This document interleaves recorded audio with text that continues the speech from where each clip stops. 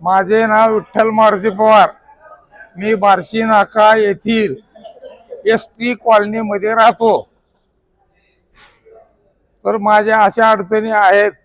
पाणी हे मागच्या 8 दिवसा म्हणजे मागच्या महिन्यामध्ये 10 दिवसाला एकदा पाणी आलं.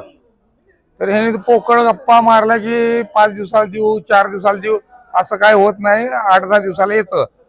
नाली साफ करतात पण नालीतून काढलेला कचरा हे 8-8 आणि 10-10 दिवस नेत नाहीत. आणि कचरा गाडी हे 10-20 दिवसानंतर एकदा कधीतरी येते. आणि जर गाडी भरली तर तिकडून निघून जाते. आम्ही रस्त्यावर ते गाडीचा साठी वाट बघत बसलेलो असतो गाडीची. संध्याकाळपर्यंत गाडी येत नाही. नगरपालिकेमध्ये मी सांगण्यासाठी आलो कचरा गाडी येत नाही आणि बिल बी भरण्यासाठी आलो होतो.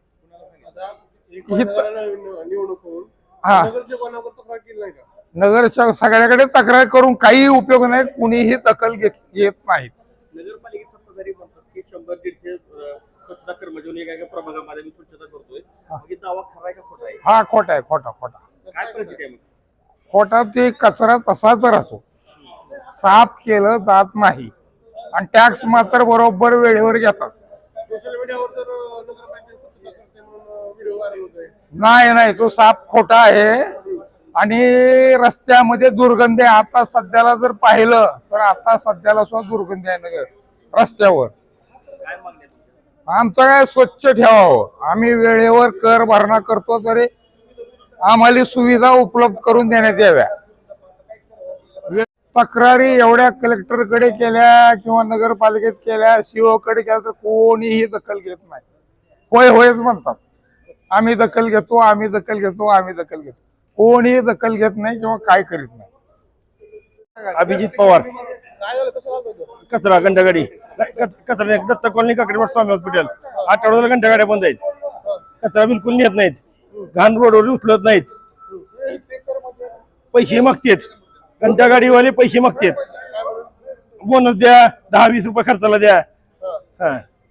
सोशल मीडियावर तर चालू स्वच्छ शेअर होते. आज दाखवतो फोटो. दाखवू आजचा फोटो. आजची फोटो दाखवतो. दर ती वर्षी तक्रार असते माझी. घंटागाडीवालीची नाल्याकडे माणसं नाहीत. कशाला माणसं नाहीत. दत्त कॉलनी काकडीवाड. हो नगरसेवक करतो की तक्रार केली की त्यांनी. आज पाठवली गाडी 8 दिवसांना. आज गाडी आली. रोज का गाडी येत नाही. नळपट्टी कशी मागायला तिथे लगेच नळपट्टी वसुली लगेच सगळं. मला घंटागाडी रोज पाहिजे.